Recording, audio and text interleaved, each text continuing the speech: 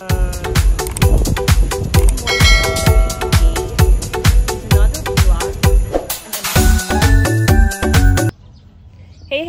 Hi! Welcome sa aking channel, and today ang ating topic, gagawa tayo ng composed materials kasi I don't have enough here sa ating little space, my garden oasis. So what you will see here, etong area na to guys, this is under acacia tree. So marami siyang mga maliliit na dahon dyan, and underneath dyan magandang soil kasi dark. So ang gagawin ko here, magtatabon ako ng mga soil, pero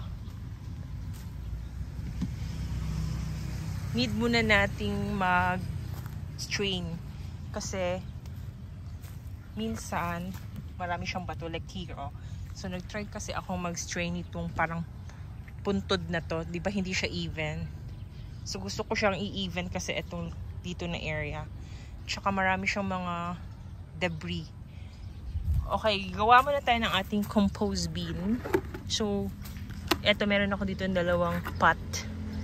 So what we're gonna do, we're gonna fill in with the material needed for doing a compost bin.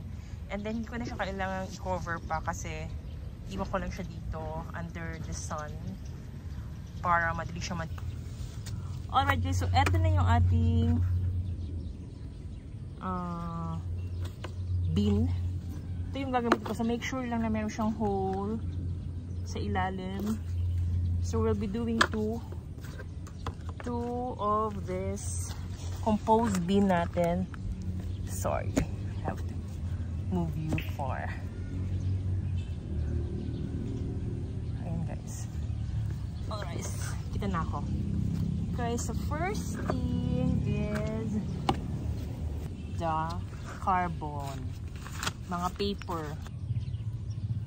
Okay, source of carbon. Sorry, may kumagat sa aking likuran. I don't know what it is. Kailangan siyang i-scratch. Ayan. So, ayusin ko ulit ang ating gloves. Ayan. So, busy na naman ang ating pagiging plantita. Kung ano naman ang mga naiisip ko. It's been raining these days guys here, which is really nice kasi hindi na ako mahihirapang magdala ng water heat kasi wala pa akong tubig here. Kasi bago nga lang yung lote, ganyan. First muna gagawin natin is, although I have my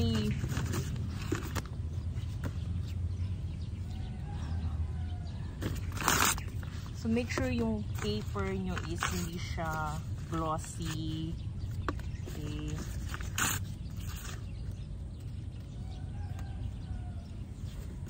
Hindi siya glossy.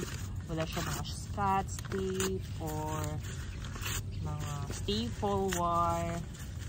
So kakrumple lang natin siyang ganyan para mas madali siyang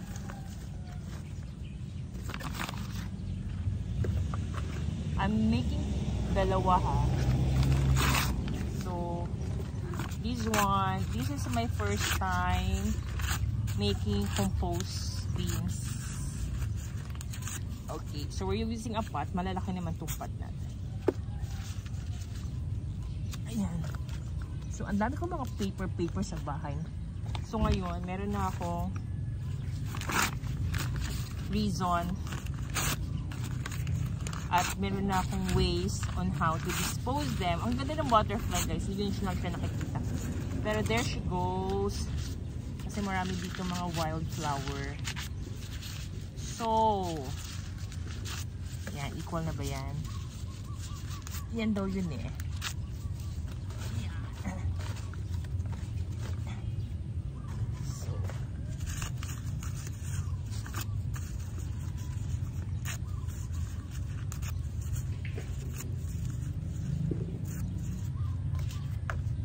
So, carbon. And then, this one, I got from my malunggay tree. So, lagay din tayo malunggay. Ayan. Kasi, this is malunggay is known to be rich in nitrogen. Gawin lang natin siya. Nagda-dry siya o siguro because of the rain. Nag-yellow yung leaves. Siguro because of the rain. So ayan guys, madami ng bunga yung bunga. Marami ng leaves ang aking malunggay. Ito naman tayo sa kabila. So we have carbon, we have nitrogen. Yeah. Malunggay is known for ano ba yan? Para malunggay is rich for nitrogen. Yan, halo-halo lang natin dyan. Parang napapadami yata. Kasi maglalagay pa tayo ng soy. Mas marami. So, konti dito sa atin. Alright, next is kitchen waste. So, I have my kitchen waste here.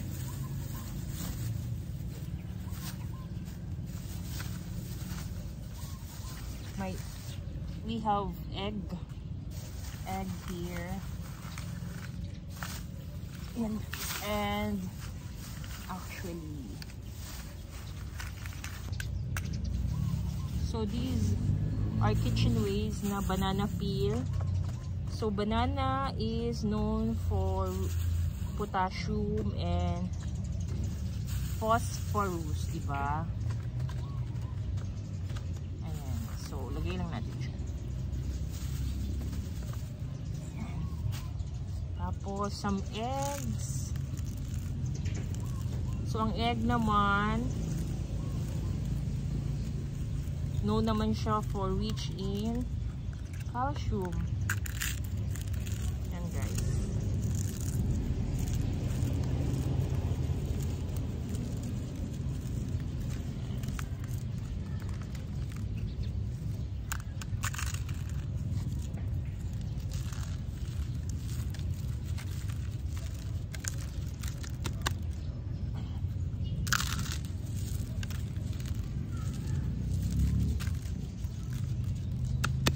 Tapos, pwede rin tayo maglagay ng mga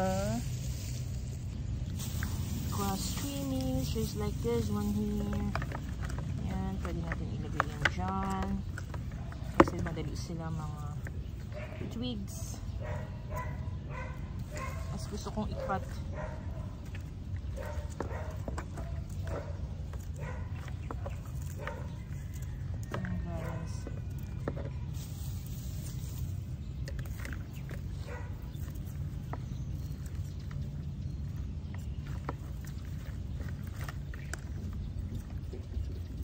Bisihan ng lola nyo. Naman, dito naman. So, make sure walang mga nasamang mga plastic.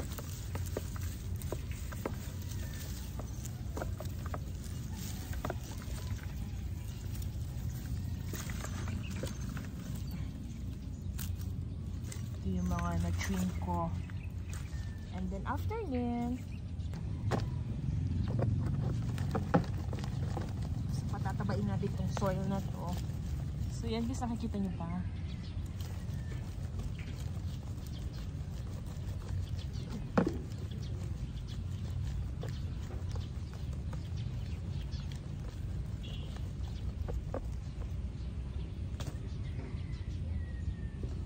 So, lagyan natin siya ng soil.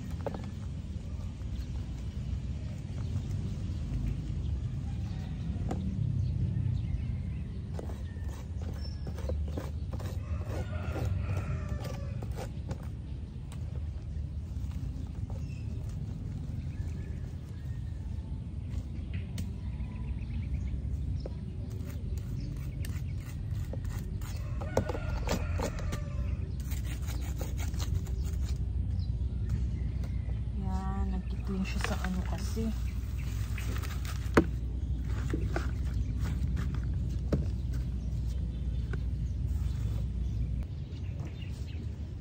Ayan. We're almost done, guys. Kailangan ko lang punuin ito. So, after this, we need to water this, of course.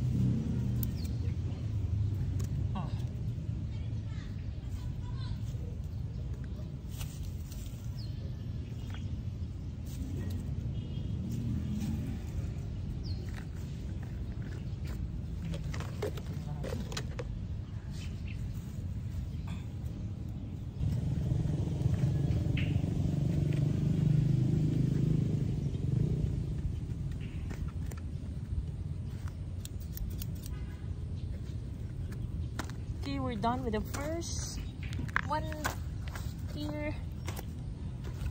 Ito na lang, last. So make sure na-cover natin lahat. Lahat ng